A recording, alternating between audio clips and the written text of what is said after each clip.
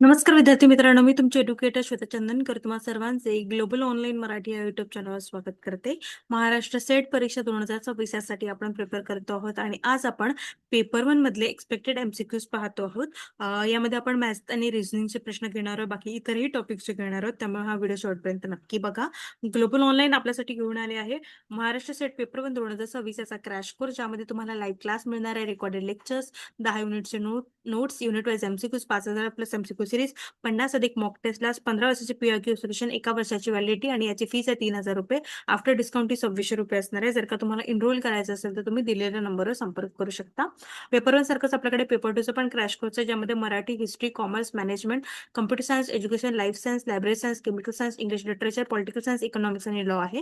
यामध्ये paper 1 free आहे, complete 10 युनिटचे नोट्स आहे, 20 अधिक टेस्ट आहे, फुल सिलेबस टेस्ट आणि 1 वर्षाची व्हॅलिडिटी आहे. याची फीस आहे 10,000 रुपये. आफ्टर डिस्काउंट 4,000 रुपये असणार आहे. जर का तुम्हाला एनरोल करायचं असेल तर तुम्ही दिलेल्या नंबरवर संपर्क करू शकता किंवा ग्लोबल ऑनलाईन ऍप प्ले स्टोअरवरून डाउनलोड करू शकता. चला तर मग सुरुवात करूया.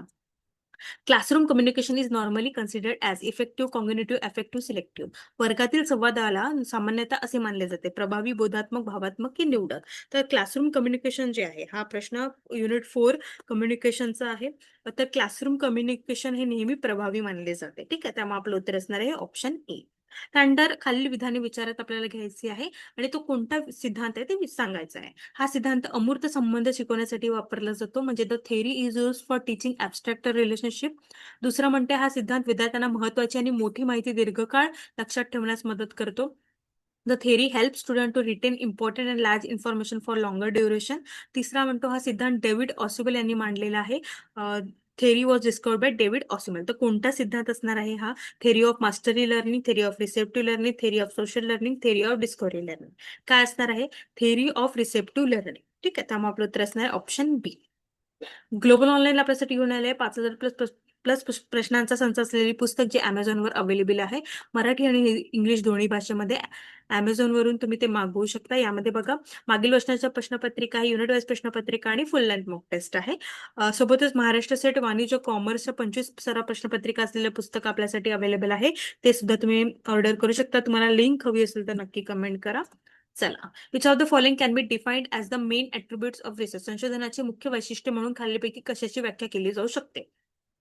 विश्वसनीयता, रिअलेबिलिटी, वैधता, व्हॅलिडिटी, वस्तुनिष्ठता, ऑब्जेक्टिव्हिटी, व्यक्तिनिष्ठता, सब्जेक्टिव्हिटी, अंतर्ज्ञान, इंट्युशन. काय असणार आहे? तर संशोधनाची मुख्य वैशिष्ट्य कोणती आहे? रिअबिलिटी, व्हॅलिडिटी आणि वस्तुनिष्ठता. त्यामुळे आपलं उत्तर असणार आहे option 1, A, B, C. The rationalistic mode of knowledge accept the rules of. ज्ञानाची तर्कवादी पद्धत खालीलपैकी कशाचे नियम स्वीकारते? कायदेशीरपणा, फेरफार, तर्कशास्त्र, अधिकार. तर रॅशनॅलिटिक मोड जे असते ना, ते एकंदरीत तर्क याच्यावरच असते. ठीक आहे, त्यामुळे आपलं उत्तर काय असणार? ऑप्शन सी असणार आहे. ओके. रॅशनलिस्टिक मोड आलं म्हणजे ज्ञानाची तर्कवादी, तर्कशास्त्र ज्यामध्ये वापरले जाते अशी पद्धत. ठीक आहे, त्यामुळे आपलं उत्तर काय असणार आहे? ऑप्शन सी असणार आहे. त्यानंतर आपल्याला इथे 2 स्टेटमेंट दिलेले आहे. Qualitative research is impressionistic and subjective. दुसरा दिलेला आहे quantitative research is has higher level of possibility of generalising the finding. तर यापैकी कोणतं बरोबर आहे ते आपल्याला विचारलेलं आहे. ठीक आहे, आणि हा रिसर्च युनिट 2 चा प्रश्न आहे, रिसर्च ॲप्टिट्यूडचा. गुणात्मक संशोधन हे ठसा आधारित आणि व्यक्तिनिष्ठ असते. संख्यात्मक संशोधनामध्ये निष्कर्ष सामान्यीकृत करण्याची शक्यता अधिक असते. तर एकंदरीत जे आहे ना, याचं उत्तर काय असणार आहे? Qualitative research both 1 and 2 true अशा पद्धतीचे. त्यामुळे आपलं उत्तर असणार ऑप्शन 1. आता मी तुम्हाला क्वांटिटेटिव्ह आणि क्वालिटेटिव्ह मध्ये थोडं फरक सांगते. क्वालिटेटिव्ह जे आहे ते गुण, अनुभव, विचार, भावना यावर असते. ठीक आहे. क्वालिटेटिव्ह आणि क्वांटिटेटिव्ह जे आहे ते नंबरिंग असते. ठीक आहे, इथे वर्णात्मक असतं सगळं, वर्णात्मक. त्यानंतर इथे नंबर असते, इथे ओपिनियन असतात. इथे वाय आणि हाऊ समजून घेणे असते. इथे हाऊ मच विचारलं जातं, 1 किलो पाहिजे, 2 किलो पाहिजे, है ना. क्वांटिटेटिव्ह मध्ये क्वांटिटी. त्यानंतर इथे सर्वे येतो आणि इथे इंटरव्ह्यू. कुठे? क्वालिटेटिव्ह मध्ये इंटरव्ह्यू येतं. त्यानंतर आपण तुलना करतो शक्यतो, तुलना ऑब्जेक्टिव्ह मध्ये आणि इथे सब्जेक्टिव्ह मध्ये, क्वालिटेटिव्ह मध्ये. ओके, अशा पद्धतीने हे आहे. तर क्वालिटेटिव्ह म्हटलं तर नेहमी क्वालिटी, गुण, वर्ड्स याच्यावर भर द्यायचं, आणि क्वांटिटेटिव्ह म्हटलं तर प्रमाण. ठीक आहे, नंबर्सवर, क्वांटिटीवर भर द्यायचं. त्यानंतर which of the following point is a significant for a research methodology that is wide term. Theoretical perspective of or orientation to guide research and logic of inquiry. 2 tools and techniques of data collection. 3 methods of data analysis. For only deductive method. संशोधन पद्धतीशास्त्र ही एक व्यापक संज्ञा आहे. त्यामध्ये खालीलपैकी काय काय येतं? संशोधनाला दिशा देणारे सैद्धांतिक दृष्टिकोन किंवा अभिमुक्तता आणि चौकशीचा तर्क, माहिती संकलनाची साधने आणि तंत्रे, 3 माहिती विश्लेषणाच्या पद्धती, केवळ निगमन पद्धती. काय असणार आहे? तर रिसर्च मेथोडॉलॉजीमध्ये जे आहे ना, ते रिसर्च मेथोडॉलॉजीमध्ये थेरटिकल पर्स्पेक्टिव्ह, डेटा कलेक्शन आणि डेटा अनालिसिस अशा पद्धतीचं येतं. त्यामुळे आपलं उत्तर काय असणार आहे? ऑप्शन 1, 2, 3 असणार आहे. फक्त निगमन पद्धती, डिडक्टिव्ह मेथड ही येत नाही. म्हणजे दोन्ही येतं, पण ही सध्या तरी नसणार आहे. ठीक आहे. समोरचा प्रश्न आहे, the ability to communicate effectively, प्रभावीपणे संवाद साधण्याची क्षमता. युनिट 4 चा प्रश्न आहे, कम्युनिकेशन. ए, केवळ शिक्षणाची पातळी संवादात योगदान देऊ शकते. बी, संवाद हे केवळ एक नैसर्गिक कौशल्य आहे जे शिकता येत नाही. संवाद पूर्णपणे तंत्रज्ञानावर आधारित झाला आहे. हे कौशल्य आयुष्याच्या विविध टप्प्यावर आत्मसात केले जाऊ शकते. The education level only can make a contribution towards communication. B, communication is only a natural talent that cannot be learned. C, communication has become absolutely technology oriented. D, this skill can be acquired during a different phases of life. तर हे जे आहे ना, यामध्ये आपण this skill can be acquired during different phases of life. Ability जी आहे कम्युनिकेशनची, आपण प्रत्येकच टप्प्यांवर ते आत्मसात करू शकतो. पण इफेक्टिव्ह कम्युनिकेशन ही जी आहे ना, ही विकसित करता येते. ठीक आहे. हे विकसित करता येणारी स्किल आहे. त्यामुळे आपलं उत्तर असणार आहे ऑप्शन डी. त्यानंतर when a group agrees to support and commit to the decision of a group they have reach. जेव्हा एखादा गटाच्या निर्णयाला पाठिंबा देण्यास आणि त्याची अंमलबजावणी करण्यास सहमत होतो, तेव्हा ते कशापर्यंत पोहोचवले जाते? जनगणना, सोल्युशन, सर्वसंमती, विश्लेषण. तर एकंदरीत हे जे आहे ना, समूहाने निर्णयाला जेव्हा संमती देतात तेव्हा त्याला कन्सेन्सस म्हणतात, सर्वसंमती असते. त्यामुळे आपलं उत्तर काय असणार आहे? ऑप्शन सी असणार आहे. त्यानंतर two way communication becomes effective. द्विमार्गी संवाद प्रभावी होतो केव्हा? बोलणाऱ्या व्यक्तीच्या डोळ्यांवर लक्ष केंद्रित करणे, नजर मिळवणे, देहबोलीचे निरीक्षण करणे, सोशल मीडियावरील टिप्पण्या, प्रश्न विचारणे, आशयाच्या संवाद स्वतःच्या शब्दात पुनर्कथन करणे. टू वे कम्युनिकेशन जे आहे ना, त्यामध्ये एकंदरीत 6ही गोष्टी खूप महत्वाच्या आहेत. त्यामुळे आपलं उत्तर काय असणार आहे? ऑप्शन बी असणार आहे. ओके. युनिट 4 चा प्रश्न आहे आणि नेहमी 1 वे कम्युनिकेशन, 2 वे कम्युनिकेशन प्रश्न विचारला जातो. ठीक आहे. हे इम्पॉर्टंट टॉपिक आहे. त्यानंतर इफेक्टिव्ह कम्युनिकेशन पण यातला खूप महत्वाचा टॉपिक आहे. Effective communication take place when the source is attractive, authoritative, the message design in corporate audience. C, modern communication technology are use.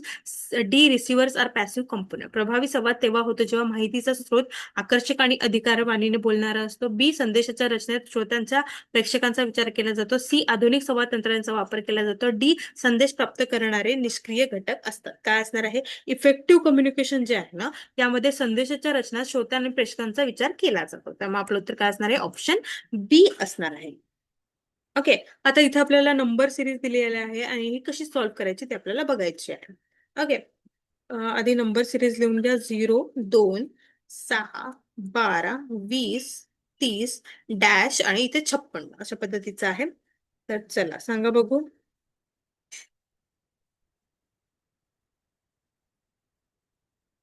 Number series वगैरे हे जे प्रश्न आहे ते तुम्ही माझ्यासोबत सॉल्व्ह करा. चला आता बघा, इथे काय आहे? +2 आहे, इथे +3 आहे, इथे +6 आहे, +8, +10, इथे सरळ +12 म्हणजे 42 आन्सर असणार आहे. Option C. ओके. त्यानंतर man rows a boat at a speed of 12 km/h in a still water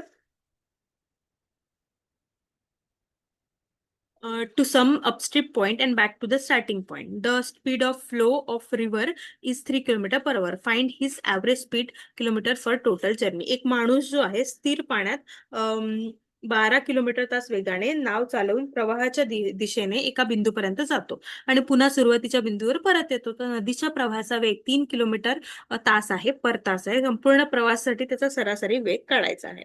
okay. आपल्याला हे दिलेलं आहे. डाऊनस्ट्रीम एक्स प्लस वाय किती? 12 अधिक 3 म्हणजे 15 किलोमीटर आहे आणि अप्पर अपस्ट्रीम जे आहे 12 - 3 म्हणजे 9 किलोमीटर आहे.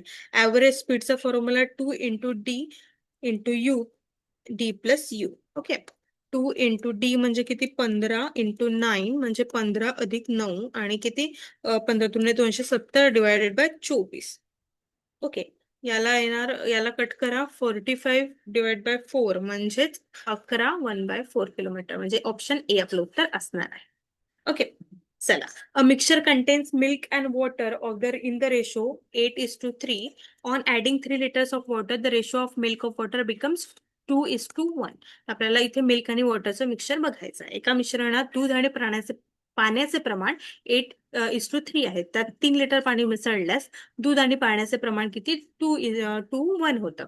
ओके, तर मिश्रणातील दूध आणि पाण्याचे प्रमाण आपल्याला शोधायचं आहे. 8x divided by 3x plus 3 litre जुळलेलं आहे म्हणजे 2:1 झालेला. Okay, 8x is equal to 3x plus 3. आता हे इक्वेशन आपल्याला सॉल्व्ह करायचं आहे.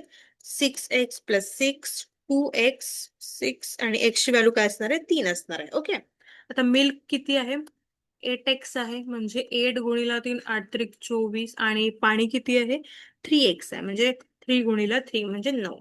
24 9 आपला ऑप्शन काय असणार आहे ऑप्शन ए असणार आहे. अशा पद्धतीचे प्रश्न जेव्हा येतात ना अशाच पद्धतीने ते सोडवले जातात.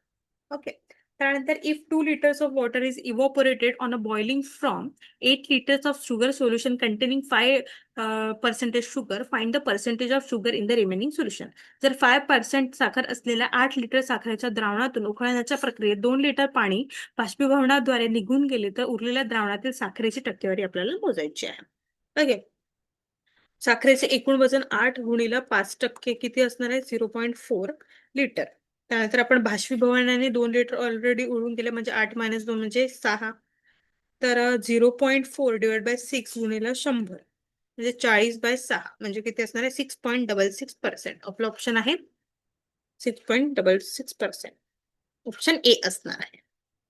त्यानंतर a dealer paid a car manufacture ₹1,35,000 for a car. What should be the selling price of the car if after the allowing a buyer 10% discount on the selling price he made a profit of 8% on his outlay. एका विक्रेत्याने car उत्पादकाला कारसाठी 1,35,000 दिले तर ग्राहकाला विक्री किमतीवर 10% सूट देऊनही त्याला त्याच्या मूळ खर्चावर 8% नफा झाला असेल तर त्या कारची किंमत किती आहे?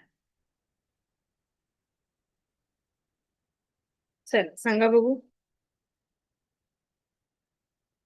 कॉस्ट प्राइस प्लस प्रॉफिट 1,35,000 अधिक 8% कशाचे 1,35,000चे. ओके, क्या तर म्हणजे किती असणार आहे 1,35,000 अधिक 10,800 म्हणजे असणार आहे 1,45,800. ओके, त्यानंतर आता आपल्याला काढायचं आहे 90% काढायचं आहे of SP is equal to 1,45,800 म्हणजे 1,45,800 गुणिला 100 डिवाइड बाय 90 म्हणजे 1,62,000 म्हणजे आपला ऑप्शन आहे ऑप्शन सी. ओके, चला. Look at the following statement. Santa was not a kind man since he gave his life for other. What kind of fallacy आपल्याला फॅलेसीवर प्रश्न विचारलेला बरं का. तर खालील विधाने दिलेले सांता हा दयाळू माणूस नव्हता कारण त्याने इतरांसाठी आपला जीव दिला. हे विधान कोणत्या प्रकारचे तर्क शोधते? फॅलेसी ऑफ डिव्हिजन, विचलन्स दोष, विसंगती, अप्रतिष्ठिता, खंडन दोष. तर यामध्ये जे आहे ना ते कॉन्ट्राडिक्ट आहे. जे आपले हे दिलेले आहे ना वस्तुस्थिती हे विरोधाभासी आहे. ओके, त्यामुळे आपलं उत्तर काय असणार आहे ऑप्शन बी असणार आहे. अशा पद्धतीने आपण काही महत्त्वाचे प्रश्न इथे पाहिलेले आहे. मॅथ्सचे प्रश्न तुम्ही स्वतः सॉल्व्ह करून बघा, रिझनिंगचे प्रश्न स्वतः सॉल्व्ह करून बघा आणि तुमचे किती प्रश्न बरोबर आहेत ते नक्की कमेंट करा. सोबतच 5,000 प्लस पुस्तकाचा संच असलेले पुस्तक जे प्रश्नांचा संच असलेले पुस्तक अमेझॉनवर अवेलेबल आहे. कॉमर्सचे सुद्धा अवेलेबल आहे.